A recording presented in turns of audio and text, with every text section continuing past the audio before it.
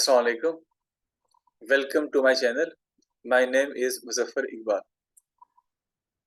Last video में हमने ये देखा कि ऊब क्या है और ऊब को यूज क्यों करते हैं. ऊब का जो एक बेसिक कंपोनेंट है उसको क्लास कहते हैं और जब तक आप क्लास को डिफाइन नहीं करते आप आगे प्रोसीड नहीं कर सकते. तो ऊब को यूज करने के लिए हमें सबसे पहले क्लास डिफाइन करनी पड़ती है. तो आज के लेक्चर में हम ये देखते हैं कि क्लास क्या होती है, क्लास के कौन कौन से बेसिक कंपोनेंट्स हैं और क्लास को हम कैसे डिफाइन करते हैं. उसके बाद क्लास को कैसे यूज करना है हम ये भी देखेंगे. तो अभी मैं आपको लैपटॉप पे लेके चलता हूँ और वहाँ पे डिस्कस करते हैं कि क्लास क्या चीज़ होती है और क्या बेसिक कंसेप्ट्स होते हैं क्लास के.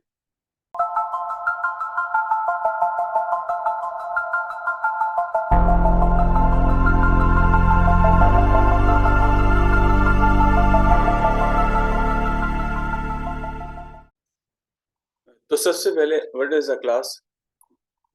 ऊब में हम क्लास को कई तरीकों से डिफाइन कर सकते हैं. जो सबसे ज्यादा कॉमन डेफिनेशन है वो ये है कि class is a blueprint, this is structure या this is template of an entity. हर वो चीज जिसके आप कुछ एट्रीब्यूट्स डिफाइन कर सकते हैं, इस तरह की चीज को हम एंटिटी कहते हैं. फॉर एग्जांपल हमारे पास कार है. Car is an entity. Car का कलर होगा, कार की टाइप होगी, मैनुअल है या ऑटोमेटिक है, कार का इंजन की कैपेसिटी होगी, कार का मैन्युफैक्चरर होगा, कार का कलर होगा, उसका मॉडल होगा. तो ये सारी चीजें कार की एट्रीब्यूट्स हैं. तो अगर किसी चीज के एट्रीब्यूट्स बनते हैं then this thing is called entity. हम इस पूरे कोर्स में स्टूडेंट को एज एंटिटी लेंगे. स्टूडेंट का रोल नंबर होता है, स्टूडेंट का नेम होता है, स्टूडेंट के मार्क्स होते हैं, उसका सीजीपीए होता है, उसका ग्रेड होता है. तो ये डिफरेंट एट्रीब्यूट्स हैं या ये डिफरेंट प्रॉपर्टीज हैं जो कि एक स्टूडेंट एंटिटी के होते हैं. तो हम इसकी क्लास बना सकते हैं. तो हर वो चीज जिसके प्रॉपर्टीज होती हैं, जिसके एट्रीब्यूट्स होते हैं, जिसके कैरेक्टरिस्टिक्स होते हैं, इस तरह की चीज की क्लास बनाई जा सकती है. क्लास बनाने का फायदा हमें ये होता है कि जब आप इस तरह की एंटिटी की क्लास बना लेते हैं तो आप उसके बाद में इंस्टेंसेस बना सकते हैं जिसको हम ऑब्जेक्ट्स कहते हैं. अब हमारे पास किसी भी लैंग्वेज में लाइक जावा में प्री डिफाइंड डेटा टाइप्स होती है. लाइक हमारे पास इंट है, फ्लोट है, डबल है, स्ट्रिंग है, करैक्टर है. बेतहाशा हमारे पास प्री डिफाइंड जिसको प्रिमिटिव डेटा टाइप्स कहते हैं वो अवेलेबल होती हैं. लेकिन हम जब इन डेटा टाइप्स की बेस पे किसी वेरिएबल को डिफाइन करते हैं तो इसका मसला ये होता है कि आप उस वेरिएबल में एक वक्त में एक ही वैल्यू स्टोर कर सकते हैं. अगर आपने सपोज डिफाइन किया इंट ए, इसका मतलब ये होगा कि ए के नाम से हमारे पास एक वेरिएबल डिफाइन हो जाएगा जिसमें आप सिर्फ इंटीजर ही स्टोर कर सकते हैं. अगर आपने सपोज किया स्ट्रिंग नेम, तो उस नेम वेरिएबल में हमारे पास जो डेटा होगा वो स्ट्रिंग टाइप का ही होगा और एक वक्त में एक ही होगा. मुझे एक ऐसा वेरिएबल चाहिए जिसके अंदर मैं at the same time student का रोल नंबर, उसका नेम, उसके मार्क्स, उसका ग्रेड स्टोर कर सकूं. तो हमारे पास जो प्रिमिटिव डेटा टाइप्स होती हैं वो आपको अलाउ नहीं करती कि आप एक ही वेरिएबल में ये सारी चीजें स्टोर कर सकें. तो अब हमें अपनी मर्जी का एक डेटा टाइप डिफाइन करना होगा जिसके अगर आप बाद में वेरिएबल डिफाइन करते हैं तो उस वेरिएबल में आप ये सारे एट्रीब्यूट्स या इस सारे डेटा को स्टोर कर सकें. तो ऐसा करने के लिए फिर हमें जावा अलाउ करती है कि आप अपनी मर्जी की क्लास बनाएं जिसको आप as a data type use करेंगे. फिर उसके जब आप वेरिएबल डिफाइन करते हैं तो उसमें आप अपनी मर्जी का आपने जो जो एट्रीब्यूट्स वहाँ पे डिफाइन किए होंगे उन तमाम एट्रीब्यूट्स में आप डेटा स्टोर कर सकते हैं. तो मतलब अगर हम यहाँ पे स्टूडेंट की क्लास बना लेंगे और हम जब बाद में स्टूडेंट का ऑब्जेक्ट डिफाइन करेंगे तो उस ऑब्जेक्ट में जो कि एज ए वेरिएबल होता है उसमें आप अपनी मर्ज़ी का रोल नंबर, अपनी मर्ज़ी का नेम और अपनी मर्ज़ी के बाकी डेटा अपनी मर्ज़ी के बाकी जो एट्रिब्यूट्स होते हैं, वो आप उसमें स्टोर कर सकते हैं। तो बेसिकली अ, जो एक्सिस्टिंग हमारे पास एंटिटीज़ होती हैं, उनको हम क्लास में कन्वर्ट करके उसके बाद में ऑब्जेक्ट्स बना के उसमें अपनी मर्ज़ी का डेटा स्टोर कर सकते हैं। और ये OOP का फंडामेंटल कांसेप्ट है कि हमें सबसे पहले किस चीज़ की क्लास बनानी है, वो आइडेंटिफ़ाई करना पड़ता है और उसके बाद हम उसकी क्लास बना के उसके बाद में ऑब्जेक्ट डिफाइन करते हैं और उस ऑब्जेक्ट को हम बाद में यूज़ करते हैं। कैसे वो आगे आगे बात करेंगे इस बारे में। अब क्वेश्चन ये बनता है कि क्लास के क्या की एस्पेक्ट्स हैं? नंबर 1, क्लास रिप्रेजेंट करता है आपके रियल वर्ल्ड एंटिटीज़ को। जैसे मैंने बात की है student, teacher, car, white board, computer, mobile. तो आपके आस-पास जितने भी चीज़ें आपकी पड़ी हुई हैं, ये सारी की सारी एंटिटीज़ हैं, जिनको आप क्लास की शक्ल में रिप्रेजेंट कर सकते हैं। क्लास उस एंटिटी का स्ट्रक्चर होगा या उसका एक मॉडल होगा कि हम उस चीज़ को कोड की शक्ल में कैसे रिप्रेजेंट करते हैं। उसके बाद जो इसका नेक्स्ट की एस्पेक्ट बनता है, वो ऑर्गेनाइज़ेशन। हम क्लास की शक्ल में कोड जब लिख रहे होते हैं, तो वो ज़्यादा ऑर्गेनाइज़्ड फॉर्म में होता है। वो ज़्यादा एक फॉर्मल फॉर्म में होता है, as compare to structured programming के या किसी और तरह की प्रोग्रामिंग के। तो हम यहाँ पे कोड को प्रॉपर्ली ऑर्गेनाइज़ कर सकते हैं और ये आप खुद देखेंगे कि कैसे कोड को क्लासेस में ऑर्गेनाइज़ किया जाता है। फॉर एग्ज़ाम्पल, आप एक प्रोजेक्ट बना रहे हैं, एक यूनिवर्सिटी का। अब उस प्रोजेक्ट में आपको स्टूडेंट्स का डेटा भी प्रोसेस करना है, एम्प्लॉइज़ का भी प्रोसेस करना है, आपने टीचर्स का भी प्रोसेस करना है, आपने कोर्सेज़ का भी प्रोसेस करना है। तो अगर आप OOP यूज़ नहीं करते हैं, तो इस तरह के डेटा को या इस तरह के कोड को लिखना आपके लिए काफ़ी मुश्किल होगा। आपको ऑर्गेनाइज़ करना काफ़ी मुश्किल हो जाएगा कि कहाँ पे आपने कोर्स का कोड लिखना है, कहाँ पे आपने स्टूडेंट्स का कोड लिखना है, कहाँ पे आपने एम्प्लॉइज़ का कोड लिखना है। लेकिन हम जब यही काम OOP की शक्ल में कर रहे होते हैं, तो एम्प्लॉयी की क्लास अलग बनेगी, कोर्स की क्लास अलग बनेगी, स्टूडेंट की क्लास अलग बनेगी। तो हमारे पास हर तरह की एंटिटी की क्लासेस अलग हो जाती हैं। तो उनको ऑर्गेनाइज़ करना और उन पे फ़ोकस करना हमारे लिए ज़्यादा ईज़ी होता है, एज़ कम्पेयर टू हमारे पास कोड स्कैटर्ड फॉर्म में है और आप उसको मुश्किल से फिर मैनेज कर सकते हैं।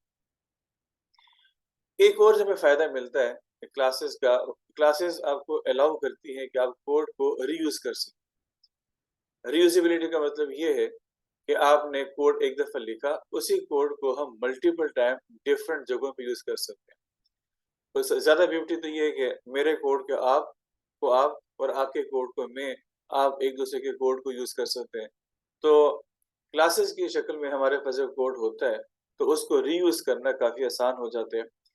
जब आपने एक कोड लिखा किसी चीज़ के बारे में और आपको वही कोड दोबारा किसी और प्रोजेक्ट में या किसी और बंदे को चाहिए होता है, तो बजाय इसके कि वो बंदा या उस प्रोजेक्ट में आप उस कोड को दोबारा से लिखें, आपका जो पिछला कोड जो आपने लिखा होगा क्लास की शक्ल में, तो आप उसी कोड को बगैर किसी एफर्ट के अपने इस नए प्रोजेक्ट में अब क्लासेस की शक्ल में बड़े आराम से यूज़ कर सकते हैं। अगेन यहाँ पे जो सोर्स कोड होता है, वो आप शेयर नहीं कर रहे होते, बल्कि उसको हम यहाँ पे ऑब्जेक्ट्स बना लेते हैं और उसके ज़रिए हम उसको यूज़ कर लेते हैं। तो आपका जो सोर्स कोड होता है, वो स्टे सिक्योर होता है, वो आप शेयर नहीं कर रहे होते, लेकिन उसके बावजूद भी आपके कोड आगे यूज़ हो रहे होते हैं।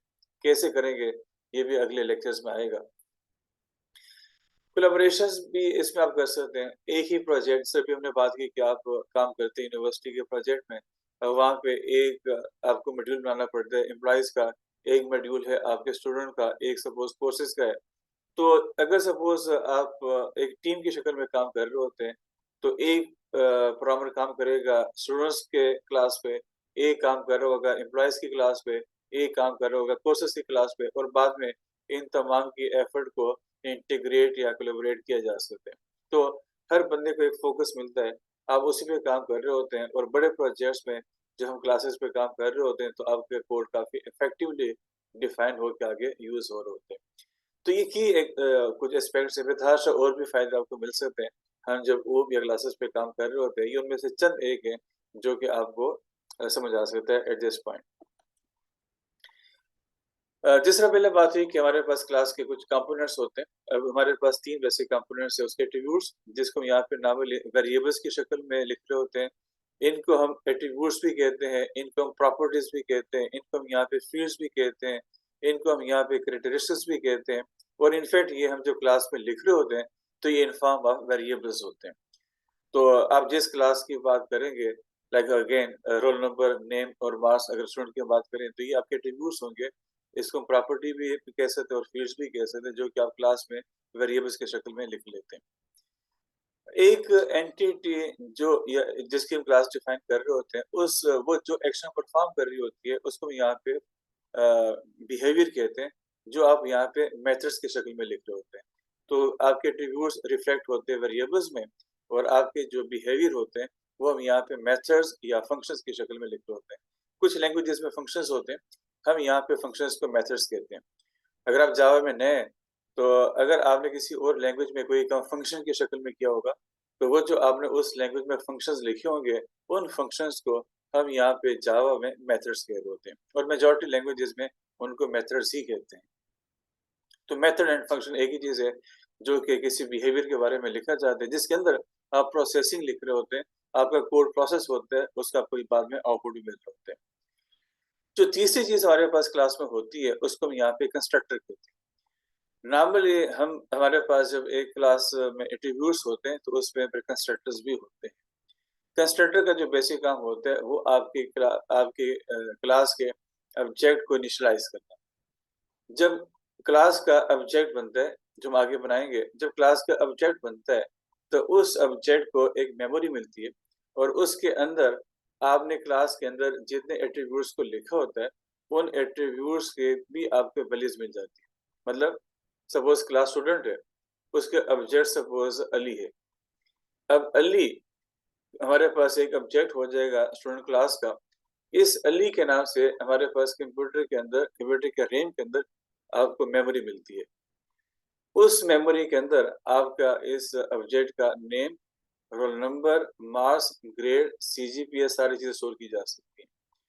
तो एक तो आपको ऑब्जेक्ट की मेमोरी मिली, फिर ऑब्जेक्ट के अंदर आपकी क्लास के जितने एट्रीब्यूट्स होते हैं उनकी अलग-अलग मेमोरी मिलती है। अब क्वेश्चन यहाँ पे ये बनता है, अगर स्टूडेंट क्लास का एक ऑब्जेक्ट बनता है और सपोज आपने क्लास के अंदर रोल नंबर, नेम और मार्क्स के एट्रीब्यूट्स डिफाइन किए हुए, तो क्वेश्चन ये बनता है कि इसकी डिफॉल्ट वैल्यूज क्या होंगी। तो जो कंस्ट्रक्टर्स होते हैं ये आपको अलाउ करते हैं कि आप किसी भी क्लास के ऑब्जेक्ट के जो डिफॉल्ट वैल्यूज हैं वो आप यहाँ पे डिफाइन कर सकते हैं। आप एक या more than one constructor define कर रहे होते हैं। अगर आपने डिफाइन नहीं किया तो जावा खुद से आपके लिए डिफाइन कर लेगा कंस्ट्रक्टर, जिसको हम यहाँ पे डिफॉल्ट कंस्ट्रक्टर कह रहे होते हैं और ये अपनी मर्जी से आपकी क्लास के एट्रीब्यूट्स को वैल्यूज असाइन कर लेता है और ये मे बी कि फिर वो ना हो जो आपको चाहिए होती है। तो बेहतर ये है कि आप जब क्लास डिफाइन कर रहे होते हैं तो उसमें कंस्ट्रक्टर्स भी डिफाइन कर लिया करें जिसमें आप क्लास के एट्रीब्यूट्स की इनिशियल वैल्यूज डिफाइन कर रहे होते हैं। आगे एग्जांपल में इसकी हम बात करेंगे कि ये कैसे काम करता है। कंस्ट्रक्टर्स बेसिकली मेथड्स होते हैं। जिस तरह आप किसी आम फंक्शन को ये एक मेथड को डिफाइन कर रहे होते हैं तो कंस्ट्रक्टर भी बेसिकली एक मेथड ही होता है, लेकिन एक आम मेथड में और कंस्ट्रक्टर में कुछ फर्क है। इसके जो बेसिक डिफरेंस है वो तो ये है कि ये इसका जो काम होता है वो आपके क्लास के एट्रीब्यूट्स को इनिशियलाइज करना, ये इसकी फंक्शनैलिटी है। आप जब इसको डिफाइन कर रहे होते हैं तो इसका नाम और क्लास का नाम हमेशा एक जैसा होना चाहिए। अगर सपोज हमारे पास क्लास स्टूडेंट है तो जो कंस्ट्रक्टर होगा उसका नाम भी स्टूडेंट ही होगा। अगर क्लास टीचर है तो कंस्ट्रक्टर का नाम भी टीचर ही होगा। तो जिस क्लास में आप जब डिफाइन करेंगे कंस्ट्रक्टर तो क्लास का नेम और कंस्ट्रक्टर का नेम हमेशा एक होता है। कुछ लैंग्वेजेस में थोड़े से इसमें डिफरेंसेस हैं, लेकिन जावा में और बेतहाशा दूसरी लैंग्वेजेस में ये एक कॉमन सा रूल है कि क्लास का नेम और कंस्ट्रक्टर का नेम हमारे पास एक होता है। दूसरी बात कि कंस्ट्रक्टर की कोई रिटर्न टाइप नहीं होती। जिस तरह आप एक आम फंक्शन या एक आम मेथड के रिटर्न टाइप डिफाइन कर सकते हैं, इंट, फ्लोट, डबल या किसी और तरह की। लेकिन जो कंस्ट्रक्टर्स होते हैं इसकी रिटर्न टाइप नहीं होती। इवन जो वाइड है आप वो भी नहीं लिख सकते। अगर आपने वाइड भी लिखा तो वाइड खुद एक रिटर्न टाइप है। तो अगर आपने वाइड लिखा तो कंपाइलर उस मेथड को एज अ मेथड ही लेगा, उसको एज अ कंस्ट्रक्टर नहीं लेगा। तो आपके पास कंस्ट्रक्टर और क्लास का नेम एक जैसा होना चाहिए। और इसका जो काम है पहले बताया कि इसके अंदर हम उन वेरिएबल्स को इनिशियलाइज कर रहे होते हैं जिनको आपने क्लास के अंदर एट्रीब्यूट्स की शक्ल में लिखा होता है। अब हमारे पास कंस्ट्रक्टर्स के डिफरेंट टाइप्स हैं। एक हमारे पास होता है नो आर्गुमेंट कंस्ट्रक्टर। इसको आगे भी एग्जांपल में बात करते हैं। ये एक ऐसा कंस्ट्रक्टर होता है जो आपसे कोई आर्गुमेंट नहीं लेता, कोई पैरामीटर्स आपसे नहीं लेता। ये एक एम्प्टी कंस्ट्रक्टर होता है और इसके अंदर हम कुछ वैल्यूज असाइन कर लेते हैं to the attributes of the class. मतलब आपसे कुछ वैल्यू नहीं लेगा लेकिन अपनी तरफ से उसमें वैल्यूज असाइन करके दे देगा। एक हमारे पास पैरामीटराइज्ड कंस्ट्रक्टर होता है। पैरामीटराइज्ड कंस्ट्रक्टर एक जिस तरह नाम से भी लग रहा है, ये एक ऐसा कंस्ट्रक्टर होता है कि आपसे कुछ पैरामीटर्स लेगा, कुछ आपसे रन टाइम पे कुछ वैल्यूज लेगा और जो आपने वैल्यूज दी होंगी वो वैल्यूज आपके एट्रीब्यूट्स को असाइन कर देगा। तो पिछले कंस्ट्रक्टर में आपसे वैल्यू नहीं लेगा, वो खुद से वैल्यूज असाइन कर लेगा। लेकिन पैरामीटराइज्ड कंस्ट्रक्टर जो ज्यादा कॉमन शक्ल है कंस्ट्रक्टर की, इसमें आपसे ये वैल्यू ले लेगा, रन टाइम पे आप जो उसके वैल्यूज देंगे तो वो वैल्यूज आपके उस ऑब्जेक्ट के एट्रीब्यूट्स को असाइन करके दे देगा। तो ये एक एग्जांपल है जिसमें पर्सन क्लास डिफाइन की जा रही है। यहाँ पे जो एंटिटी है वो पर्सन है। जैसे हमने बात की कि पर्सन के डिफरेंट एट्रीब्यूट्स हो सकते हैं। पर्सन का नेम हो सकता है, उसकी एज हो सकती है, उसका CNIC हो सकता है, उसका फोन नंबर हो सकता है, उसके एड्रेस हो सकते हैं। तो सारे एट्रीब्यूट्स पर्सन के होते हैं। हम यहाँ पे फिलहाल उनमें से 2 एट्रीब्यूट्स ले रहे हैं, पर्सन का नेम और उसकी एज। यहाँ पे क्लास का साथ हमने पब्लिक लिखा हुआ है। तो पब्लिक लिखना यहाँ पे ऐसे जितना मैटर नहीं कर रहा। आप पब्लिक लिखें ना लिखें कोई फर्क नहीं है। आगे हम जाके देखेंगे कि पब्लिक लिखने से और ना लिखने से फर्क पड़ता है। लेकिन एट दिस टाइम आपने पब्लिक लिखा तो भी ठीक है, पब्लिक नहीं लिखा तो भी ठीक है। क्लासेस कीवर्ड ये चाहिए होता है, जावा को आइडिया हो जाए कि आपने क्लास डिफाइन करनी है। और उसके बाद पर्सन, पर्सन का यहाँ पे P कैपिटल है। ये जावा की कन्वेंशन है कि हम जब भी किसी क्लास को डिफाइन करते हैं तो वो स्टार्ट होता है कैपिटल लेटर से। तो जब भी आप क्लासेस डिफाइन करें तो कोशिश करें कि उसका जो फर्स्ट कैरेक्टर हो वो आपका कैपिटल हो। इसके 2 एट्रीब्यूट्स हैं, नेम और एज। यहाँ पे प्राइवेट लिखा गया। अगेन फिलहाल ये हमारा डिस्कशन नहीं है कि प्राइवेट क्या है क्या नहीं है, ये हम आगे जाके पढ़ेंगे। आपने प्राइवेट लिखा तो भी ठीक है, प्राइवेट नहीं किया तो भी ठीक है। लेकिन जो चीज़ यहाँ इम्पोर्टेंट है वो ये कि आपका नेम के नाम से और एज के नाम से 2 फील्ड्स या 2 एट्रीब्यूट्स डिफाइन हो रही हैं जो कि बिलोंग करती है पर्सन क्लास के साथ, पर्सन एंटिटी के साथ, जिसकी क्लास यहाँ पे बनाई जा रही है। लाइन नंबर 7 में आपने एक मेथड लिखा, इसका नाम पर्सन है। अब ये इसका कंस्ट्रक्टर है। जैसे हमने बात की कि हमारे पास जो कंस्ट्रक्टर होता है वो मेथड ही होता है। तो ये आप देख रहे होंगे कि ये जस्ट लाइक मेथड ही है। इसमें से 2 चीजें डिफरेंट है। नंबर 1, इस मेथड की कोई रिटर्न टाइप नहीं है। तो कंस्ट्रक्टर्स की रिटर्न टाइप नहीं होती। इसका नाम वही है जो क्लास का नेम है। क्लास का नेम पर्सन था, इसका नाम भी पर्सन है। यहाँ से कंपाइलर को आइडिया होता है कि ये एक आम मेथड नहीं है, ये बेसिकली कंस्ट्रक्टर है। उसके बाद आपके पास जो इसके पैरेंथेसिस है वो एम्प्टी है। ये जो एम्प्टी है इससे ये पता चलता है कि this is a no argument constructor. इसके डिफरेंट नेम्स हैं। इसको नो आर्गुमेंट कंस्ट्रक्टर भी कहते हैं, इसको डिफॉल्ट कंस्ट्रक्टर भी कहते हैं, इसको एम्प्टी कंस्ट्रक्टर भी कहते हैं और बेतहाशा नाम इसके डिफरेंट लोग यूज कर रहे होते हैं। जो सबसे ज्यादा कॉमन है वो डिफॉल्ट कंस्ट्रक्टर या नो आर्गुमेंट कंस्ट्रक्टर है। इसकी बॉडी के अंदर लाइन नंबर 8 में आपने लिखा है कि name is equal to none. अगर आप इसमें इसकी बॉडी में कुछ ना भी लिखें तो भी ये चल सकता है। लेकिन अगर आप लिखना चाहें तो आपने यहाँ पे ये लिखा कि जब ये कंस्ट्रक्टर यूज होगा to define object of this class, तो उस ऑब्जेक्ट का जो नेम होगा वो नन होगा और उसकी जो एज होगी वो 0 होगी।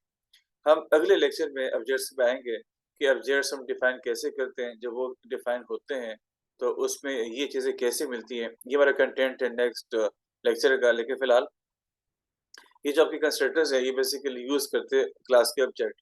तो जब इस क्लास का ऑब्जेक्ट बनेगा, तो उसमें उसका जो नेम होगा वो आप नन हो जाएगा और उसकी जो एज होगी वो 0 होगी। हमारे पास लाइन नंबर 13 में जो कंस्ट्रक्टर डिफाइन हो रहा है, इसको हम कहते हैं कि पैरामीटराइज्ड कंस्ट्रक्टर। ये और ऊपर वाला कंस्ट्रक्टर सेम है, उसका नाम भी पर्सन था, इसका भी नाम पर्सन है, उसकी भी रिटर्न टाइप नहीं थी, इसकी भी जो रिटर्न टाइप है वो नहीं होती है, क्योंकि कंस्ट्रक्टर की होती ही नहीं है। लेकिन जो फ़र्क आ रहा है इसमें और पिछले वाले में कि हमारे पास पिछले कंस्ट्रक्टर में कोई आर्गुमेंट आपसे वो एक्सेप्ट नहीं कर रहा था। यहाँ पे ये आपसे आर्गुमेंट से पैरामीटर्स लेगा कि जब इस कंस्ट्रक्टर को कॉल किया जाएगा while defining object of the class, तो आप उस टाइम पे इसको कुछ वैल्यूज़ देंगे। आप वहाँ पे रन टाइम पे डिसाइड करेंगे कि मैं पर्सन क्लास का जो ऑब्जेक्ट डिफाइन करना चाह रहा हूँ, उसका सपोज़ नेम अली है, उसकी जो एज है वो 22 है। तो वो जो आपने रन टाइम पे ऑब्जेक्ट के जो एट्रीब्यूट्स हैं वो आपने डिफाइन करने हैं, उसको डिसाइड करने हैं कि उसकी क्या वैल्यूज़ होंगी, उसके लिए हम इस पैरामीटराइज्ड कंस्ट्रक्टर को यूज़ कर सकते हैं। तो आपने रन टाइम पे नेम के अगेंस्ट जो वैल्यू दी होगी, वो इसका नेम हो जाएगा। आपने रन टाइम पे जो एज को जो वैल्यू दी होगी, वो यहाँ पे उसकी एज हो जाएगी। तो मतलब डिफ़ॉल्ट कंस्ट्रक्टर में को आप जब भी कॉल करेंगे, ये हमेशा नेम नन और एज को 0 देगा। लेकिन पैरामीटराइज्ड कंस्ट्रक्टर में डिपेंड करता है कि आप रन टाइम पे इसको क्या वैल्यूज़ दे रहे हैं। आपने क्या नाम दिया हुआ है, आपने क्या उसकी एज दी हुई है, तो जो भी आपने नाम और एज रन टाइम पे दी होगी, ये आपके उस ऑब्जेक्ट का नाम और एज बन जाएगी। उसके बाद हमने बात की कि जो थर्ड पार्ट होता है किसी क्लास का, वो उसमें मेथड्स होते हैं।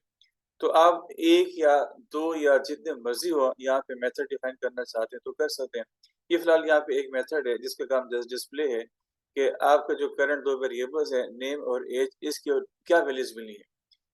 तो आपने इसको जो वैल्यूज़ भी असाइन की होंगी, हम वो डिस्प्ले करवाना चाहते हैं टू द यूज़र, तो वो डिस्प्ले करने के लिए हमने यहाँ पे डिस्प्ले का एक मेथड बना लिया, जिसके में आपने ये बताया कि इस करंट ऑब्जेक्ट का नेम ये है और इसका एज ये बनती है।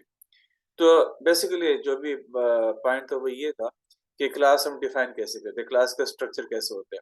तो ये आपको नज़र आ रहा है कि हम जब भी क्लास डिफाइन कर रहे होते हैं, तो पब्लिक क्लास आगे नाम लिखेंगे स्टार्टिंग विद कैपिटल लेटर, फिर उस क्लास के जितने एट्रीब्यूट्स होंगे हम यहाँ पे वो लिखेंगे। एट्रीब्यूट्स डिपेंड करते हैं कि वो क्लास किस चीज़ को रिप्रेजेंट कर रही है। तो अगर सपोज़ स्टूडेंट क्लास होगी, एट्रीब्यूट्स चेंज होंगे उसी हिसाब से, तो अगर टीचर होगा, तो ये एट्रीब्यूट्स उसी हिसाब से हम डिफाइन करेंगे। तो जो भी एंटिटी हमारे पास होगी, इसके एट्रीब्यूट्स भी हमारे पास फिर वही डिफाइन होंगे, उसी तरह के डिफाइन होंगे। फिर हमारे पास यहाँ पे कुछ कंस्ट्रक्टर्स आएँगे, ये 2 कॉमन है, इसके अलावा भी आप डिफाइन कर सकते हैं। जब आप किसी भी क्लास में कंस्ट्रक्टर्स एक से ज़्यादा डिफाइन कर रहे होते हैं, इसको हम यहाँ पे कंस्ट्रक्टर्स ओवरलोडिंग कहते हैं। अगर आपने ओवरलोडिंग का कंसेप्ट पढ़ा है तो ठीक है, नहीं तो आपको आइडिया होना चाहिए कि जब हम एक ही नाम से more than one method define करते हैं किसी क्लास में, इस कंसेप्ट को यहाँ पे मेथड ओवरलोडिंग कहते हैं। जो हमारे पास कंस्ट्रक्टर भी मेथड ही है, तो हमने यहाँ पे मल्टीपल कंस्ट्रक्टर डिफाइन किए हैं, तो ये हमारे पास कंस्ट्रक्टर्स की ओवरलोडिंग हो रही है। ओवरलोडिंग करने के लिए हमारे पास जो बेसिक रूल है वो ये है कि हमारे पास जो पैरामीटर्स हैं, ये आपको यहाँ पे कोई चेंज लेके आनी पड़ती है। आप 2 में से 1 चेंज लेके आ सकते हैं, या तो आप नंबर ऑफ पैरामीटर्स को कम कर लें या ज़्यादा कर लें, या उनकी टाइप को चेंज कर लें। जैसे हमारे पास जो डिफ़ॉल्ट कंस्ट्रक्टर है, नो आर्गुमेंट कंस्ट्रक्टर है, इसमें कोई पैरामीटर्स थे ही नहीं। जो हमारे पास पैरामीटराइज़्ड कंस्ट्रक्टर उसमें 2 पैरामीटर्स हैं, तो ये आपने उसका सिग्नेचर में या उसके आपने पैरामीटर में फ़र्क लेके आ गए, तो ये जो फ़र्क लेके आएँगे तो आपको कंपाइलर कोई मसला नहीं करेगा। लेकिन अगर आप एक ही कंस्ट्रक्टर को सेम डिफाइन करेंगे दोबारा, तो ये आपको जावा या कंपाइलर अलाउ नहीं करेगा।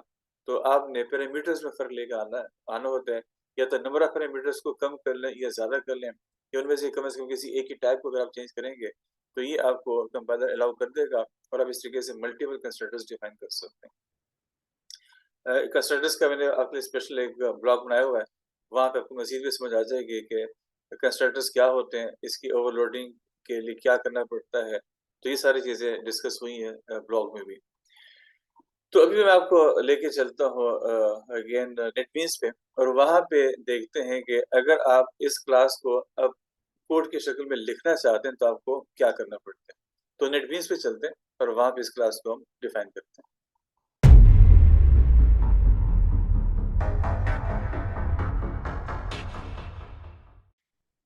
तो ये नेटबीन्स मैंने ओपन कर लिए। अब यहाँ पे देखते हैं कि आप कैसे क्लास को लिखते हैं।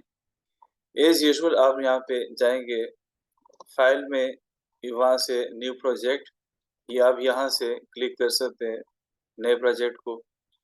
इसको क्लिक करने के बाद आपसे पूछता है कि आपने किस तरह की ऐप बनानी है।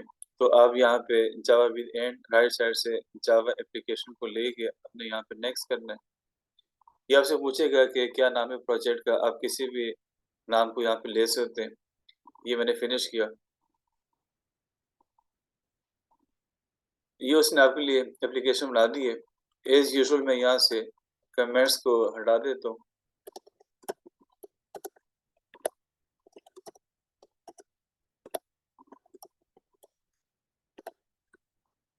अभी हमारे पास एक नॉर्मल एप्लीकेशन है, मैं इसमें क्लास को ऐड करना चाहता हूँ। अब हमारे पास क्लास ऐड करने के यहाँ पे दो तरीके हैं। मैं इसी ही एप्लीकेशन के अंदर क्लास को लिख सकता हूँ, या मैं क्लास के लिए अलग फाइल भी क्रिएट कर सकता हूँ। डिफरेंट लोग डिफरेंट तरीकों से क्लासेस लिख रहे होते हैं। जो ज़्यादा एक प्रेफर्ड वे है वो ये है कि आप जिस क्लास में आपका मेन मेथड होता है, उस क्लास में आप अपनी दूसरी क्लास डिफाइन ना करें।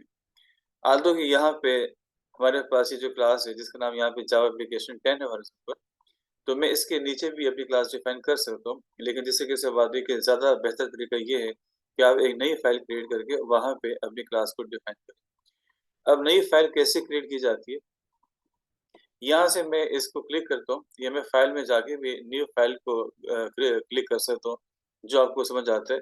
यहाँ से आप उसको क्लिक कर लें। हमारे पास जो प्रोजेक्ट है वो वही चलेगा जो भी हमने ओपन किया हुआ था, लेकिन ये आपसे पूछ रहे हैं कि आप इसमें क्या ऐड करना चाह रहे हैं। बाय डिफ़ॉल्ट यहाँ पे जावा क्लास ही आ गई है, तो मैं क्लास को ही इनफैक्ट यहाँ पे क्रिएट करना चाह रहा हूँ। ये मैंने न्यू किया, ये मुझसे पूछ रहा है कि जिस क्लास को आप यहाँ पे ऐड करना चाह रहे हैं उसका नाम क्या है। मेरी क्लास है, इसका नाम पर्सन है, तो मैंने यहाँ पे पर्सन लिखा।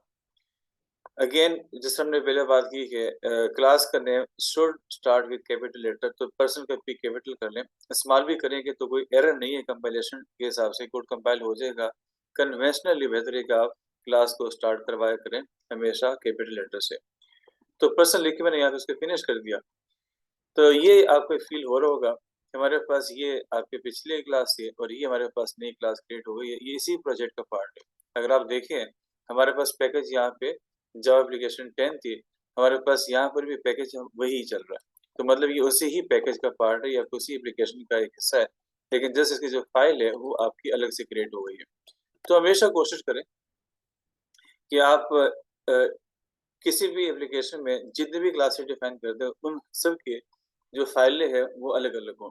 although एक फाइल में मल्टीपल क्लासेस डिफाइन की जा सकती है। प्रेफर्ड वे ये है कि आप जितने भी क्लासें यहाँ पे ऐड करेंगे हर क्लास के लिए फाइल अलग-अलग हो। अब यहाँ पे एक क्वेश्चन भी बनेगा कि एक एप्लीकेशन में क्लासें कितनी हो सकती है? कोई लिमिट नहीं है। आप जितनी मर्ज़ी हो यहाँ पे नंबर ऑफ क्लासेस डिफाइन कर सकते हैं। तो ये मैंने क्लास डिफाइन कर दी है। हम ऑलरेडी कोड जो भी डिस्कस कर रहे थे, मैं वही कोड यहाँ पे कॉपी पेस्ट कर लेता हूँ टाइम को सेव करने के लिए। तो ये मेरे पास वही कोड आ गया जो हम ऑलरेडी डिफाइन कर चुके थे। अब आपके पास क्लास का नेम पर्सन हो गया, ये हमारे पास एट्रीब्यूट्स आ गए, ये इसके डिफ़ॉल्ट कंस्ट्रक्टर है या नो आर्गुमेंट कंस्ट्रक्टर है, ये इसके पैरामीटराइज़ कंस्ट्रक्टर है और ये हमारे पास इसका डिस्प्ले मेथड। तो इस तरीके से हम नॉर्मली क्लास बनाते हैं। तो अब क्वेश्चन यहाँ पे ये बनता है कि जब आपकी क्लास क्रिएट हो गई है, तो इस क्लास का अब आपने आगे कैसे यूज़ करना है? तो इंशाल्लाह अगली वीडियो में हम यहीं से आगे लेके चलते हैं और वहाँ पे हम ये बात करेंगे कि जब क्लास क्रिएट हो गई है तो इस क्लास का हम ऑब्जेक्ट कैसे क्रिएट करेंगे। जब ऑब्जेक्ट क्रिएट होगा तो वो कैसे कॉल करेगा कंस्ट्रक्टर को और उसको कैसे मेमोरी मिलेगी और उसको हम कैसे यूज़ करेंगे उस ऑब्जेक्ट को। हम क्लास के कितने ऑब्जेक्ट्स क्रिएट कर सकते हैं। तो ये सारी बातें इंशाल्लाह डिस्कस करेंगे अगले लेक्चर में। टिल देन मेरी तरफ से अल्लाह हाफ़िज़।